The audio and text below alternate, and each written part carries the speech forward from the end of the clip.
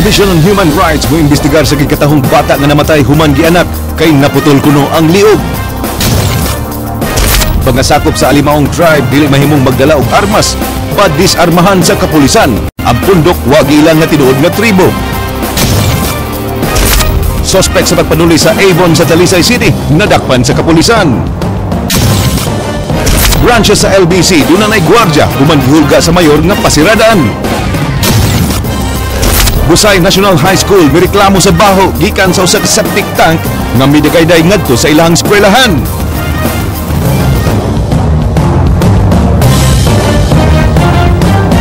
Ngayong hapon Sugbo, Kabisayan, aniya na mga balita ng kanitibukang puwersa sa News 5 Cebu. Karong adlaw Martes sa 16 sa buwan sa Setyembre, tuig 2014, ako si Glenn Soco. Inyo sabning madungog simulcast sa Radyo 5 101.9 News FM alang sa mas komprehensibong impormasyon. Ako si Andrea Patenia.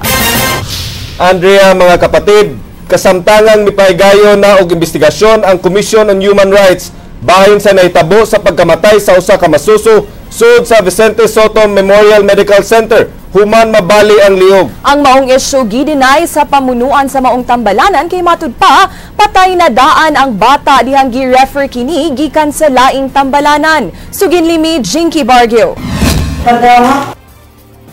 Punerarya sa siyudad sa Mandaue, nakigtagbo ang taga-Commission on Human Rights 7 sa amahan sa masuso, kansang liog diriyot ng maputol human kinigipakatao sa Vicente Soto Memorial Medical Center niadtong Domingo sa kadlawon. Buot masayod ang CHR kung unsay tinuod nga nahitabo aron ilang ma-assess kung doon na ba sila'y matabang. Matud sa apuhan sa bata nga sukad nanganak ang iyang umagad, wa sila pahibaw sa tambalanan kung unsa na nahitabo sa pasyente ug sa bata. Alas 5 pa ni pasalo sa buntag na tao. Tuan na ni sa morgue karon. Naku ha?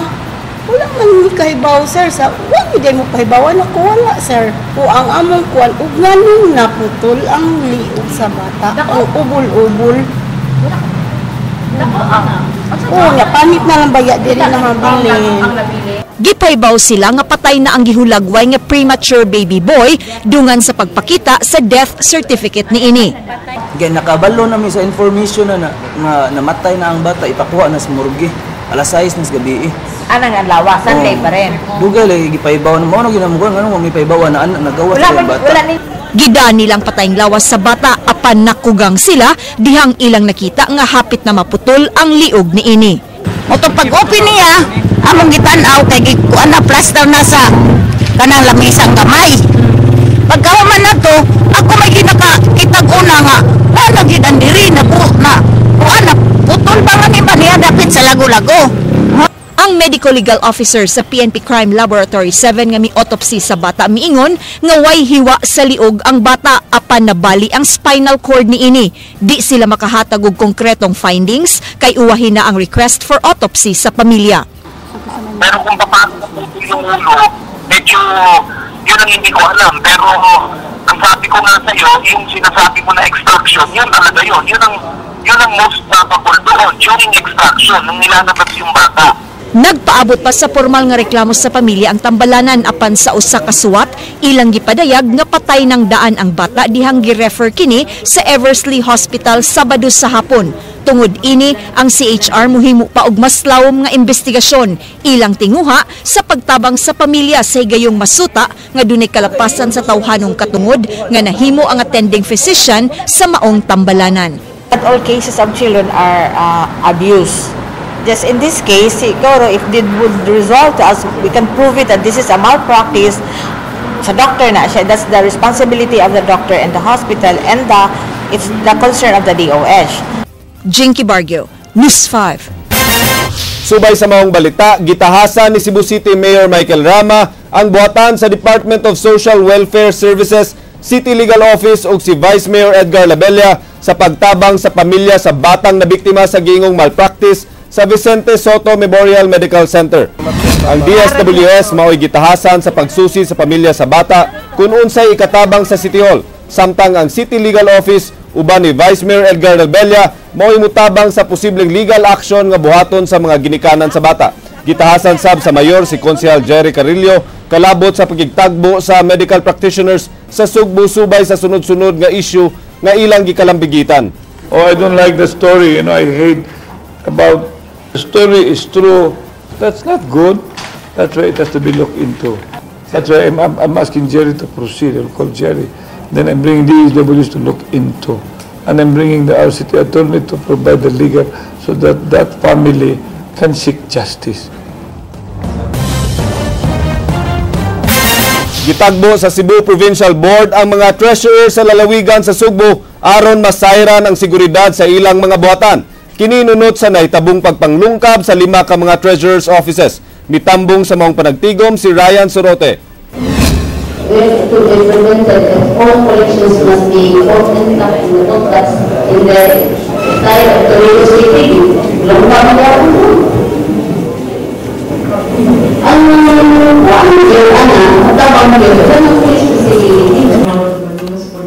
giklaro sa mga sakop sa Cebu Treasurers Association nga digid nila malikayan nga dunay mahibiling kwarta sa ilang buhatan hilabi na kon maabtan sa pagsira sa bangko. Matud ni Provincial Treasurer Emmanuel Gia nga ubos sa ilang local treasurers manual kinahanglan gid i-deposit sa bangko ang ilang makolekta. O kay sayo silang mag-cut off sa pagpanawat ng koleksyon aron makabot sa bangko, dunay goy mahibiling kwarta sa ilang posisyon kay kutob pa man alas 5 ang ilang pagpanawat og koleksyon. Kay di kini malikayan, subing gihangyo sa asosasyon nga pabutangan og mga pulis o gwardya ang ilang mga buhatan hilabi na kun duna sila'y gitagong kwarta sa ilang mga vault. But when it comes to disbursement, we cannot prohibit them from leaving the excess cash payments in the vault. It was the amount left after disbursement of salaries, wages, and the honorary of teachers. Sa bangko, which is rather embarrassing because it's an admission that we cannot take care of. And nakapit police sa City Hall, sa municipal hall, nakapit police. Sa dakbayan sa Toledo, dunagyon na matik ng sayop nga mga binuhatan si Oliva sa iyang mga sakop nga suway niyang giusab apan dunagyoy uban nga di maminaw. Sa kapin 40 katuig niya isip tresurera, malikayan unta ang pagpangawat sa ilang mga koleksyon kun musud lang sa ilang mga lagda ang ilang mga collectors, disbursement officers o guban pang mga empleyado. Duna say sugyot si 3rd District Board Member Gigi Sanchez nga isud sa safety deposit box sa 12 nga bangko ang tanang koleksyon tag-adlaw isip dugang security measure. Kung makakalipan sila mag-bangko, din ang kwarta, especially on the weekend, ma-arrange diya sa mga ng deposit. Kasi nga secure ang kwarta at ang tuloy mo sa bangko, kinahanglan nga siya ang liquidation report. So may kasanda sa kanya, so o ang kwarta, hindi nito sa salario, hindi na gawin ang ato mga pera nito, mareklamo sa ato mga employees kaya yung sa mga pagkakalapagkalambi. So during cut of time at 1 o'clock o 2, after that, muna ito nabilin na ato na sa treasurer's office. Before sa collection, before 1 to 2, i-deposit din na sa bago para gamay na lang ang balansi kung ganito ito nun. Kahinunduman nga gipangkawatan sa ilang koleksyon ang mga Treasurer's Office sa Toledo City ug mga munisipyo sa Sugod, Carmen, Compostela ug Pinamungahan nga mohinungdan sa pagkaalarma sa Kapitolyo. Ryan Sorote, News 5. Nagkuwang pa og ebidensya ang NBI sa ilang gihimong investigasyon sa pagpanglungkab sa Treasurer's Office sa Dakbayan sa Toledo. Tulo ka mga empleyado sa City Hall ang gipaubos karon sa investigasyon. King Perez, Suginlimi. The motive seems to be deeper than what we thought. Dili pa mabutyag sa NBI ang resulta sa gihimong lie detector test sa NBI 7 ngadto sa mga suspetsado sa pagpanglungkab sa Toledo Treasurer's Office. Matud sa Regional Director sa Maong Buhatan, nagpadayon pa ang ilang gihimong investigasyon. Duha ka babae ug usa ka lalaki nga mga empleyado sa Toledo City Hall ang suspetsado sa pagpanglungkab sa Treasurer's Office. They still remain as suspects. Matod ni Attorney Max Salvador, kuwang pa ang ilang mga ebidensya batok sa mga sospek. Gipatinaw sa Regional Director sa NBI nga ang lie detector test usa lang sa ilang mga kahimanan sa investigasyon. There are persons na ano pa natin. Actually, yung mga examination na yan are just leads, tools in the investigation. They are not necessarily the means in the prosecution or in the investigation. They're just leads. Lakip sa mga istoryahon sa NBI 7, mao ang City Treasurer Ofelia Oliva. Tambag ni Salvador alang sa mga Treasurer's Office sa Sugbo nga musubay sa pamaagi sa pag-secure sa panudlanan sa ilang mga lokal nga kagamhanan. Yung handling of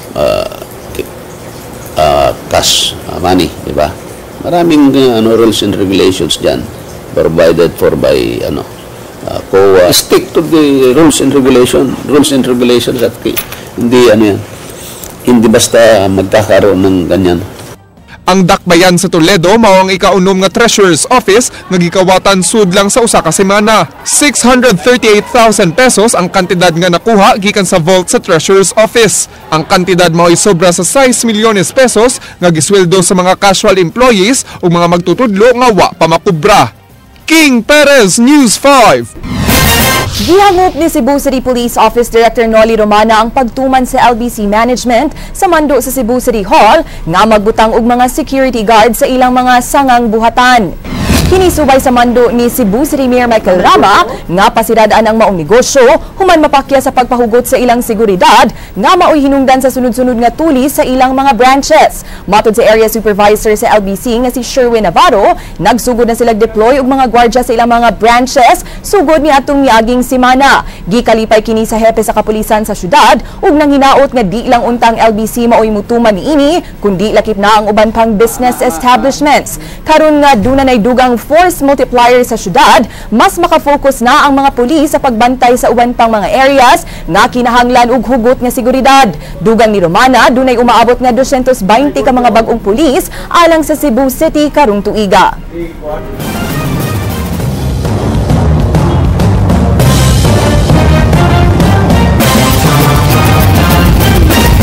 The rule is never to be complacent. Anytime talagang with sa laki ng area In fact, ang ginagawa natin kasi economy following the principle of economy of force Kung merong force multiplier, then we could focus more doon sa mga weak areas. And siyempre yung oras let's say kung saan nangangailangan sa maraming tao kung tayo deploy. Gihatagan og tulo ka adlaw ang LBC Management aron makomply ang gipangayo sa kagamhanan sa dakbayan sa Sugbo. Usa na niini mao ang makabutang sila og security guard sa ilang tanang branches. Matod ni Mayor Rama nga seryoso gyud ang city government nga ipatuman ang iyang mando. Mao nga iyang gihudlat ang LBC Management kalabot sa ilang lack of security measures. Karong hapon lang gipirmahan na ni Rama ang temporary suspension sa business permit sa mga LBC outlets nga way gwardiya. Naputang na sila o mga secure. I don't think it will. And then they will write me. Then just let them write me so that klaro na to. Our government has to be very clear and very firm. And we are delivering a statement that the city of Cebu, under our administration, if rule of law is to be maintained, we are always very firm. If we're talking about how serious we are in addressing peace and order, we are also very, very firm. And that's the reason why they have to take the city government seriously. Nagakpan na sa kapulisan ang usa sa giingong suspect sa pagpanulis ug pagpatay sa gwardya sa Avon Beauty Center sa Barangay Tabunok, dakbayan sa Talisay niadtong miaging Huwebes. Andrea Patenya, Suginlimi. Giila ang dinakpan nga si Cicinio Merced, 55 anyos, nga nasikop sa hot pursuit operation sa may sitio Kilawan sa Barangay Tangke kagahapon sa hapon, pinaagi sa tabang sa mga informant sa Talisay City Police. Way nakuhang armas ang mga pulis gikan sa dinakpan. Si Merced mao'y gipasangin lang lookout, katong nagsulubog kaw ug nagputig t-shirt base sa kuha sa CCTV. Giingong positibong giila si Merced sa lalaking cashier sa maong tindahan, nga miangkon nga nakasaksi gyud siya sa pagsud ni Merced aron pag-rescue sa iyang kauban ug sa pagpusil niini sa gwardya nga si Ramil Bono. Okay, nakatubang naming duha. So, nakakitagod sa kanyang naong gyud. masagid siya. Wala ko kalimot sa iyang na. Usapot siya na musil sa tiyan sa gwardiya. Pero ang nipatay katong iyang kauban nga nag-jacket, katong iyang backup niya. I would like to commend Talisay City Police for the solution of the robbery at Avon, Tabunok Branch last September 11. Giingong mitugma sabang physical features ni Merced sa lalaking lookout, hilabi na sa pagkaiyak-mo ni ini. Gani gipaduol pa si Merced sa CCTV footage aron mapakita sa kapulisan ang ilang pagkapareho. Ginumbabad ang ilong, di ba? Lagi pero dili na ako. Nakay-kaluha. Ha? Nakay-kaluha. Sir. Basad. Walang kumuha na diha. Apan hugot nga gihimakak ni Merced nga siya ang lalaki sa CCTV ug aduna siya kalambigitan sa krimen. Sige, lagi mura pero dili na ako. So, may dili. Naalam ko, makaprove man ko hawa ko ba? Makaprove man ko kung hain ko ang lugar anay kayo na. Siya, sir. Ha? Kung sa may evidensya. Naka-income%, sa income%, sir. O kinsa kung kita kong tao kung kuyo ka lang kayo na. Nasayran nga napriso na si Merced kaniadto sa Talisay City Jail tungod sa kaso sa drogas. Suway kining gida sa kapulisan sa crime laboratory aron ipa-paraffin test apan gibalibaran kay milapas na ang 5 ka adlaw human sa pagkahitabo sa krimen. Matud sa hepe sa Talisay City Police Carmelo Dayon, duna na sila'y identity sa kauban ni Merced sa pagpanulis kadtong nagsulubog jacket ug kao base sa CCTV apan blanco pa sila sa nahimutangan ni ini. Identify na tayo mga kuan nga nalay panganta pero kanang sa iyang address di pata certain og asa yang pag-asagit siya. Samtang si Cebu City Police Office Director Noli Romana, ni pahibaw nga gitun-an nila ang posibilidad nga si Merced gihapon maoy samang suspect sa pagpanuli sa La Nueva ug 360 Pharmacy sa Dakbayan sa Sugbo, mao nga ipakita niya ngadto sa mga testigo ang hulagway ni Merced. I think yung physical features ng lookout medyo may edad, it resembles yung description ng ibang witnesses. We will have to review yung case folder ng dalawang pharmacies. Andrea Patenia, News 5.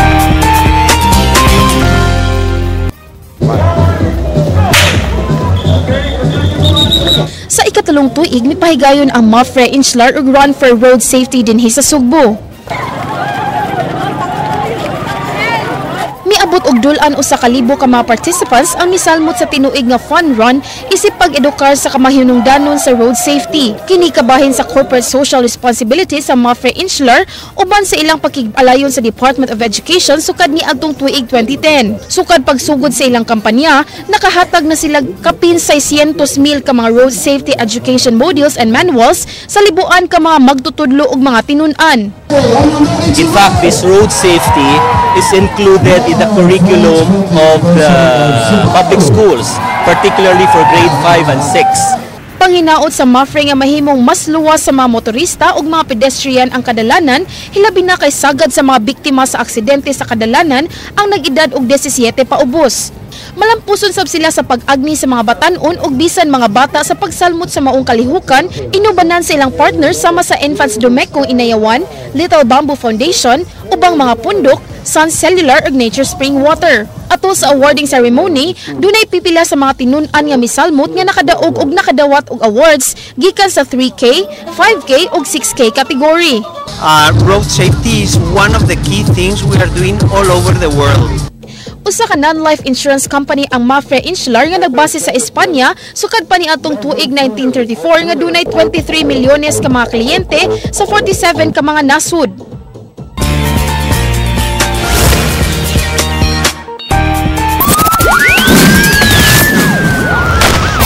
Gipahibaw ni Cebu City Police Office Director Noli Romana nga sugod kagahapon, nag-deploy na silag sakop sa Cebu City Public Safety Company sa Bukirang Barangay sa Agsungot. Kinisubay sa nahitabong shootout sa sakop sa KKK Alimaong Higawnon Tribe ug sa Special Weapons and Tactics kun SWAT ni atong Domingo sa gabii. Magpabilin dito ang mga pulis hangtod nga mawagtang ang tensyon sa maong lugar. Ania ang report. As of yesterday afternoon, nag-deploy na tayo ng mga members ng public safety company. Mato di Police Senior Superintendent Noli Romana nga magpahigayon og beat patrol ug checkpoints ang mga gipang deploy nga pulis. Kay numduman nga miresponde ang SWAT sa maong lugar, human nakadawat og reklamo gikan sa mga opisyales sa barangay nga nangahadlok na ang mga mulupyo tungod sa panagtapok sa maong tribo, di nilang mga miyembro mga armado. Apan matod sa pangu sa tribo nga si Dato Bontito Leon Kilat, wa sila'y daotang intensyon ug ang pagtinir nila og mga armas alang sa pagproteher sa ilang tribal hall nga nahimutang sa ilang ancestral domain sa maong barangay. Inherent na nato ang pagproteksyon sa atong mga tribal hall. Kaya kanang tribal hall, sama na siya sa institusyon, sama ng police station, sama ng korte, nga dapat panalipdan. Gani ang kanang tindahan ganing gamay kayo na mga gwardiya. Bisan og gitahod sa gobyerno ang organisasyon sa mga tribal groups, mato ni Romana nga wa kini magpasabot, nga wa sila'y labot sa balaod nga nagdili sa pagkupot og mga unlicensed firearms. Mao nga mando ni Romana nga kumpiskahon sa kapulisan ang ilang mga nahabiling paltik nga armas kun do naman gani makit-an. Wala naman kasing exemption, diba? Any organizations, in fact, even LGUs, di ba? May firearms nga, pero these are covered with the appropriate documents. Kung yung sa kanila ay walang license or permit to carry, definitely we have to seize it. Makig-dialogue sab si Romana sa maong tribo ug plano niyang ipahigayon ang Police Coordinating and Advisory Council kon pikak meeting didto aron masabtan kun unsa gyud ang ilang mga reklamo. Sa maong panagtigom, hangyoon sab ni Romana ang mga sakop sa alimaong tribe sa pagtahan na lang sa ilang mga illegal nga armas aron malikayan nga mag-atubang og sumbong.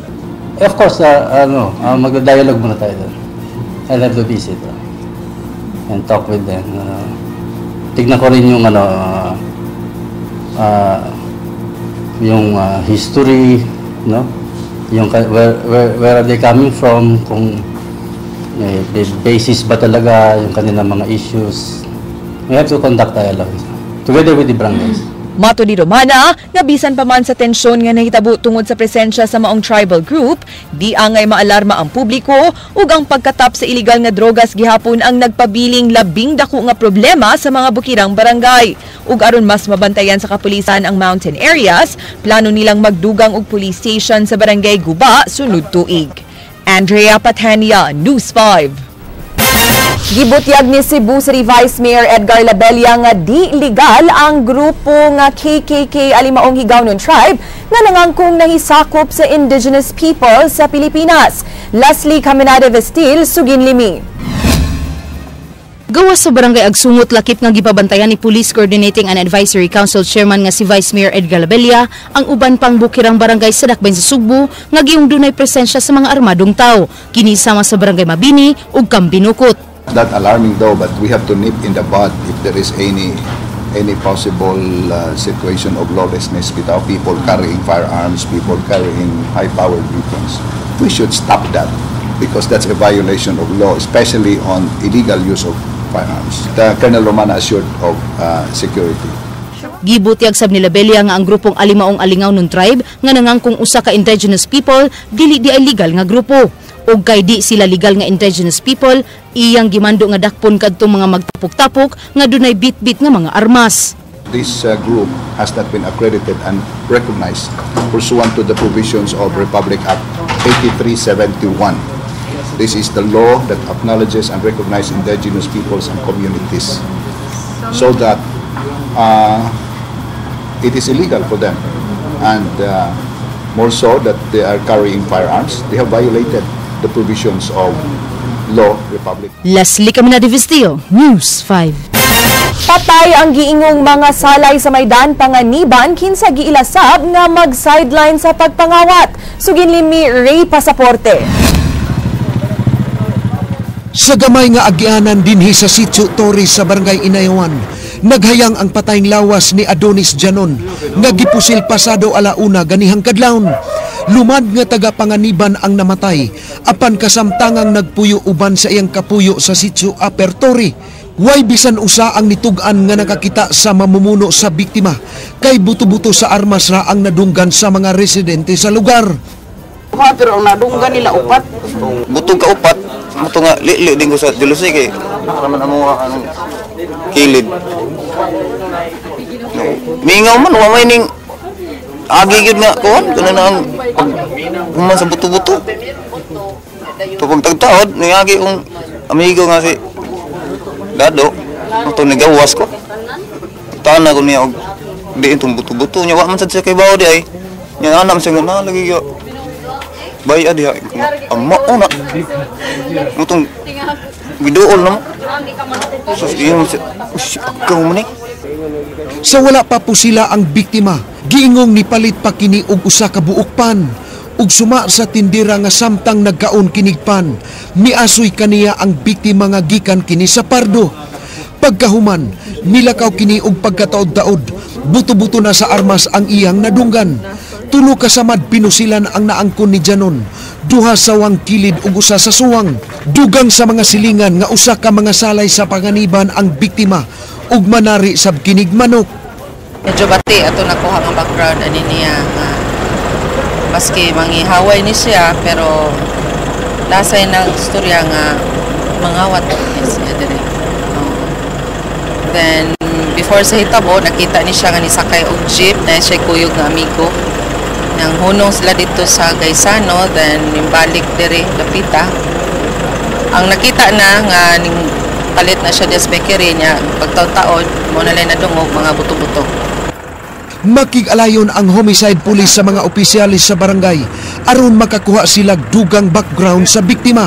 Blanco pa sila kung kinsa ang nipusil sa biktima. Sa crime scene, dunay islag sa gituhoang 9mm ug 740 pesos gikan sa bulsa sa namatay. Ray Pasaporte, News 5. Desididong mupasaka og kaso ang usa ka babaeng service crew sa usa ka fast food chain nga gitulis ni atong Domingo sa hapon samtang kini naglakaw. Asoy sa biktima nga si Caroline Angana nga samtang padung siyang muuli sa ilang panimay sa La Paloma Village, gihunungan siyang duha ka tawo nga nagsakay og motorsiklo ug nangutana kaniya og direksyon apan kalit lang siyang gitulis. Matud pa sa hepe sa Punta Princesa Police Station nga ilang nasikop ang tulisan nga si Jeffrey Hagdon, taga Barangay Tisa, human kini na disgrasya sa Dakbayan sa Danau. Ang kapulisan sa Danau na maoy nakig-coordinate sa Punta Princesa Police dihang ilang na-recover ang bag sa biktima. Gisusi pa karon kung duna bay grupo si Hagdon sa ilang area of responsibility ug kung kini basab ang responsable sa tulis sa lugar. Taga-Tisa siya. Pero parang ang style nitong taong to, pag nakatira siya dito sa Cebu City, pumupunta doon siguro, nagpapalamig. Nag-intensify namin yung patrol namin, then yung beat namin talagang to, especially yung mga commercial natin yun kasi okay. Pag ato naman niya, ato man mi sa Danau gahapon niya, moto siya jud kay wa pa man sa siya hubo sa yang sinina, orange man, duha man sila pero ang kuan angkas wala man ang angkas, ang driver ra jud may na kuan. Kaluoy ko pero para ingon daghan man nag-ingon nga ayaw sa koha jud nagkaso, moto mapasaka na lang jud kaso. Wala pa'y warrant of arrest batok sa tulo ka mga akusado sa pagpamanhig patay ni Attorney Noel Archival ug mga kauban. Ang tulo ka akusado nagatubang og kasong frustrated ug multiple murder. Ang warrant of arrest mahimong ma-issue 15 ka adlaw human nakahukom ang piskalya sa pagpasaka og kaso batok kanila. Matapos karong simanaha ang 15 ka adlaw, matod sa director sa NBI, wala na kinahanglana ang whole departure order batok sa mga akusadong pulis. Misalig si Attorney Max Salvador sa kapulisan sa kauluhan human gi-assign sila sa Personnel Holding Administrative Section. As a matter of fact, they are already, during the investigation, they are already restricted to barracks. Giangkon sa hepe sa Theft and Robbery Section sa Cebu City Police Office nga grabe na ang kaso sa pagpangawat sa mga motorsiklo sa Dakbayan sa Sugbo. Duha ka suspect ilang nasikop human nangawat og motorsiklo sa Cebu IT Park. Gani duna pay nahitabong pagpanglalis. Andrea Patenya, Suginlimi. Wala sa sisita gabi. Mo lagi biskwito ba? Di na tamangkon. Kana ikaw nabuong naman siguro ka. Biyaan ka to sana. Ayun. Naglanog-lanog ang mga tingog sa duha ka mga dinakpan ug sa inahan sa usa ka nila dinhi sa buhatan sa Theft and Robbery Section sa Cebu City Police Office kagahapon sa buntag. Ang duha ka mga lalaki nga sila si Rolando Villarin ug Reynaldo Sedon nga taga Sitio Plaza, Barangay Apas, gipasangin lang nangawat og motor sa IT Park kagahapon sa Kadlawon.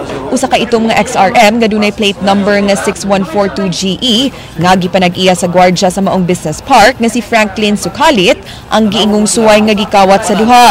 Gigukod sa mga kaubang gwardya sa biktima ang duha, apan si Reynaldo lang ang nadakpan.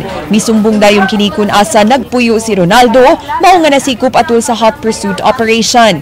Apan hugot nga gihimakak ni Ronaldo ang pasangil ug giingong giamong lang siya ni Reynaldo, hinungdan nga gilabanan siya sa iyang inahan nga miuban kaniya sa TRS. Kato ra man gayon na gahapon. Nga tripan dong sa motor. Unya, siya nagkasawi, ako nagpandar kay yung dadon lang dito sa unahan. Mao na ako kanya matundak pa ko kay pag-andar na may payagdan ng gwardya. Pagkuman ng mga alas 8 na tuog nako. Ya, pagkabuntag gikuan ko giadto ko sa mua nga karang apil ako sa karnap daw. Diara ko sa mua. Nagukad on kay mo trabaho na tako. Gikuan lang ko ani gidamay ko niya. Gikuot lagi niya ambot ano. Gikuot niya nga. Kuan iyang gipadala man ang kuan, iyang gipadala sa security. Saktan man siya gikuot. Ug ikaw ray mapriso, ikaw ra. Iya di bitang barkada na priso siya raman. Ambot nganong giangin. Wala say kaluoy ang iamahan na madakong masakiton. Matod sa hepe sa TRS, parehong na-identify ang duha sa biktimang gwardya. Ang atong witness ani mismo ang biktima, kaya biktima on duty guard sa IT Park ang tagias motorcycle, kita ang isa pagpandar kung tagi si kuan si Ronaldo mismo ang nagpandar niya with the help of ni Rolando Villarin. Dugang ni Senyor, nagagrabe na gyud ang problema sa pagpangawat og motorsiklo sa dakbayan sa Sugbo. Munay po medyo alarming ang kuan karnap motorcycle. Kay sa Diris de Aris lang mo dito masiro sa Kusimana. Naway kuan biktima sa Mabulo area. Siguro mga twice a week. Samtang gipahibaw ni Senyor nga bisan og gibasura sa piskalya ang sumbong nga gipasaka batok sa duha ka gipasangin lang nangawat og motor nga sila si Victor Surigao Jr. ug Ernie Heladuga pasakaan kini balik og kasong at large sa Cebu City Police Station 4 human giklaim sa usa ka biktima nga nagpa-blotter sa maong presinto ang usa sa mga motor nga na-recover gikan sa panimay nila ni Surigao ug Heladuga. Andrea Patenya, News 5. Nahimong emosyonal at ubangan sa mga tigbalita ang giilang level 2 drug pusher sa Barangay Ibo, Dakbayan sa Toledo nga nasikop sa mga sakop sa Cebu Provincial Intelligence Branch kagabi. Ray Pasaporte, Suginlimi. Tulo ka bulto og 30 ka gagmayng pakete sa gituang shabu. 300 pesos nga mark money ug 1,000 ka pesos nga gituang halin sa drugas ang nakuha gikan kang Romel Coronado. Nadakpan pasado alas 9 kagabi sa ilang Pinoy-anan sa Barangay Ibo sa Dakbayan sa Toledo si Coronado atul sa buy-bust operation sa Cebu Provincial Intelligence Branch. Sa pakighinabi sa suspek sa mga tigbalita, iyang gibutyag nga usa siya ka baker apan nahunong og nidangop na lang sa pagpamaligya og drogas. Unsay kasulti nimo ani men? Sulti mo ang tubag para maklaro na mo, klaro sa uban nga ang tinuon mo gawas. Wala sila. Ha? Wala. Wala dili tinuon ning mga ebidensya na kuha nimo? Tila pero ginagmay ng wangat. Sa ubang mga pangutana wa na muhatag sa iyang tubag si Coronado kay nisugod na siya hilak hangtod nga nidangoy-ngoy og nagbakho kinigtaman.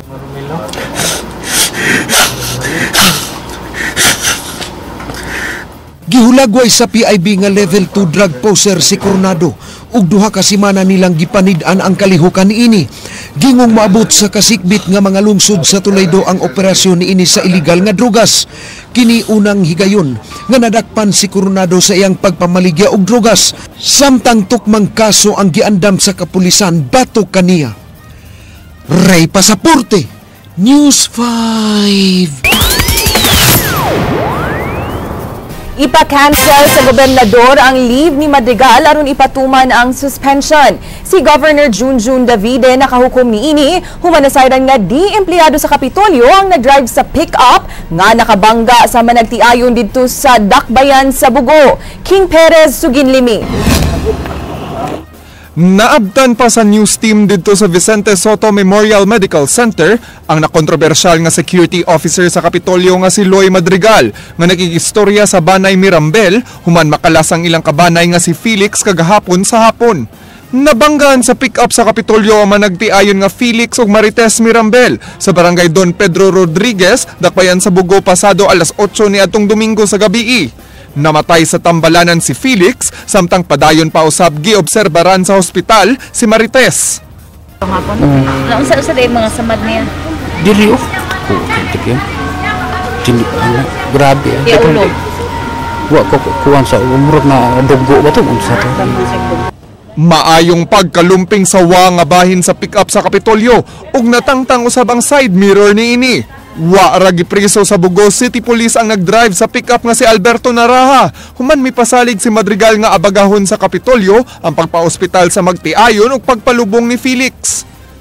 Dili pa mi makakuha na ng pasaka kaso na kay naapay amo una mo nang ako ang igsoon. Pero wa na gidetalye ni Madrigal ang nahitabong insidente. Apan maora kini ang iyang tubag dihang gipangutana kung naunsa ang iyang sakyanan. Lagi man nagpungpung awad ang padudog sana. Miro, side miro. Nahog. Ha? Nahog sa? Nahog sa. Gusto karon sa gobernador nga ipaubos og 15 ka adlaw nga preventive suspension si Madrigal. As I've said, it's all now in the hands of the provincial administrator. Gipasabot sa gobernador sa lalawigan kung ngano gikinahanglan nga ipaubos og 15 ka adlaw nga preventive suspension si Capitol Security Head Loy Madrigal bisan pa nga dili siyang nagmaneho sa sakyanan nga nakadasmag. Kay matud pa nahibaw-an nga dili empleyado sa Kapitolyo ang nagmaneho sa sakyanan nga gi-issue kang Madrigal atol sa insidente. Well, hindi naman ako matubag yun. Anyway, the driver, I was told, is not an employee officially of the provincial capital. And why did he allow somebody who's not an employee of the provincial capital to drive the vehicle? Unauthorized matod pa sa gobernador ang pagpagamit ni Madrigal sa maong driver. Nasayod si Davide nga gustong manrabaho ni Naraha sa Kapitolyo. Mo-apply ta rin siya pagka-JO pero wala pag yung mapirmahay ang kontrata. So to all legal intents and purposes, he's not yet a JO, he's not yet an employee of the provincial government, and therefore unauthorized to drive that vehicle. Gumikan sa hitabo laing investigasyon ang himuon sa Kapitolyo, batok ang Madrigal. Everybody's entitled to due process. He holds a high position here. He's chief of security, and wala man akong mando. Gitun-an pa karon sa gobernador kung kinsa ang kasamtangang ipuli ka Madrigal isip pangu sa security sa Kapitolyo. Gitugyan na sab sa gobernador ngadto kang Provincial Administrator Attorney Mark Tolentino ang pagpatuman sa 15-day preventive suspension. Si Madrigal una nang mi-file og 20 adlaw nga leave. Yun I said mahimo man dili disapprove ang leave and then kuha ng preventive suspension. Ugma sab gikatakdang susihon ang mga kontrobersiyang giatubang ni Madrigal dito sa Committee on Discipline and Investigation sa Kapitolyo. King Perez, News 5. Di na mapaubos sa investigasyon ang empleyado sa Kapitolyo kinsa giingon nga karelasyon sa pangu sa Anti-Illegal Fishing Task Force human kini mipadayag sa iyang intensyon sa pag-resign sa trabaho. Gikatakda usab kini nga muluwat sa iyang pamahayag sa umaabot nga adlaw. Ryan Sorote, Suginlimi. Ipaubos unta siya sa investigasyon sa Committee on Discipline and Investigation si Iris Camillo. Apan matod sa gobernador sa lalawigan sa Sugbo, ni-resign kini. But unta nga mahinabi sa gobernador si Camillo human sa aligasyon nga aduna sila relasyon ni Madrigal. Unta mo tayo because you know that woman, that girl, she's Iris, ang iyang father used to drive for my father sa Supreme Court for many years. That's why she's also nahong na po close ba. And she should have also put the decency to istorya nako. Sa padayong panagbangi ni Loy Madrigal og Medellin Mayor Ricky Ramirez, gipakita ni Loy kining hulagway nga gi-edit nga matud niya gikan sa Facebook account sa mayor. Matud ni Madrigal, kabahin kini sa padayong nga pagdaot sa mayor kaniya. Matud ni Madrigal, kung mahimo sa mayor kining ginama nga hulagway, posible sab nga ginama lang ni Ramirez ang hulagway uban sa iyang sekretarya aron sa pagdaot kaniya. Ang tapad na ko ni akong anak. Naadre, manak na ko laki, nagkasuan na kita pa diya. Wala ko itapad, butang diya pil, butang gibiron. Wala pagi pantalon. Ricky is capable of doing that. Matud ni Madrigal, bot niyang sulbaron ang tanan niyang mga giatubang nga pagsulay aron makabalik sa pagpangalagad hilabi na sa makabus nga mga mangisda. Paghapon alas 6:15 sa hapon dito ko sa probinsya ni tungha ni ang motor do ay katao nagsakay armado. May gani kinakabantay ko. Igukod na mo wa na mo mapsi. Hinuon, gipasalig ni Madrigal nga magpadayon ang nasugdan sa Provincial Legal Fishing Task Force pinagi sa mga tao nga susama niyag advokasya. Gikatakda usab nga mupag-awas sa opisyal nga pamahayag si Iris sa sunod nga mga adlaw kinsa sama niya na problema usab sa mga panghitabo. I will let her handle that part, you know, because I don't want to get into their business ba, pero para nako lang ba ang katong yahang bana dapat kita hinuuna usab na niya una siya ni sakay ikahuman niya ni Ricky na nakuha ni Ricky ang gusto niya ikahuman ni Ricky na i-drop na siya.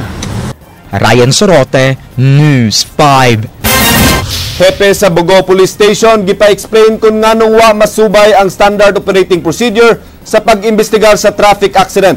Wala gidetain ug wala usab gi-liquor test ang nag-drive sa pickup sa Kapitolyo nga nakabangga og motorsiklo. Andrea Patenya, Suginlimi. That would be part of the investigation if and when Gitawag ni Cebu Provincial Police Office Director Senior Superintendent Noel Guiliamac ang atensyon sa hepe sa Bogo Police Station nga si Police Chief Inspector Hermano Malyari. Buot niya nga ma-explain sa hepe kung doon na ba'y nabuhat nga kalapasan ng iyang traffic investigator sa standard operating procedures sa pag-imbestigar sa mga aksidente sa kadalanan. Nasayran nga wa gipaubos sa liquor test ug wa gidetain sa Bogo Police ang nag-drive sa pick-up sa Kapitolyo nga gi-issue kang Capitol Security Officer Loy Madrigal.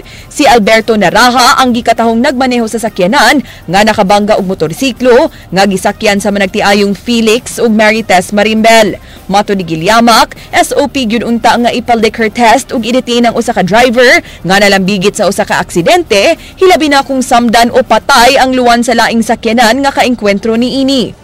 Supposed to be inana yun ang proseso no nabuhaton no once nga na ay madisgrasya kuha ng driver's license.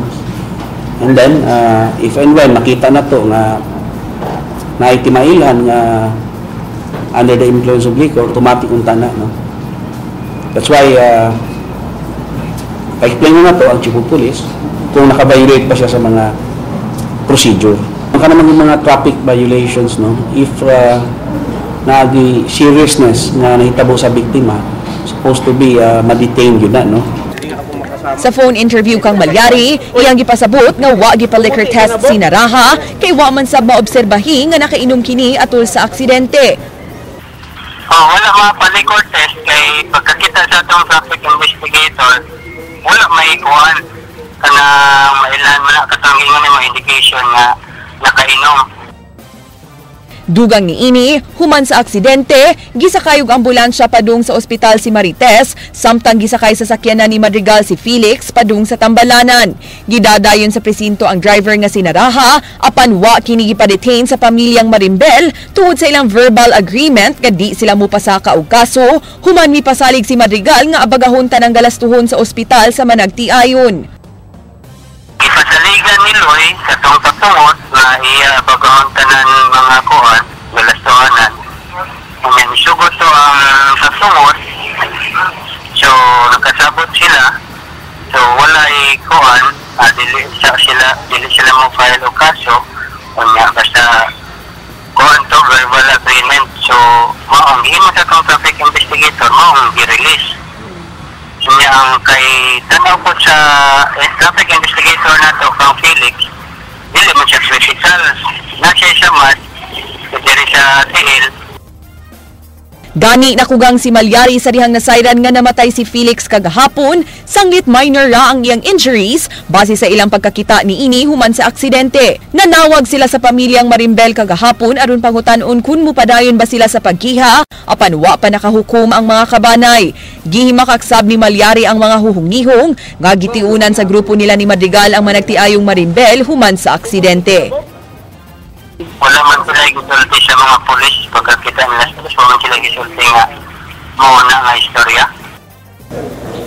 Andrea Patenia, News 5. Gawa sa problema sa ilang tunghaan, laing giproblema karon sa mga tinunan ug mga magtutudlo sa Busay National High School, mao ang kabaho sa hugaw sa tao palibot sa ilang eskwelahan. Leslie Caminade-Vistil, Sugin Limi.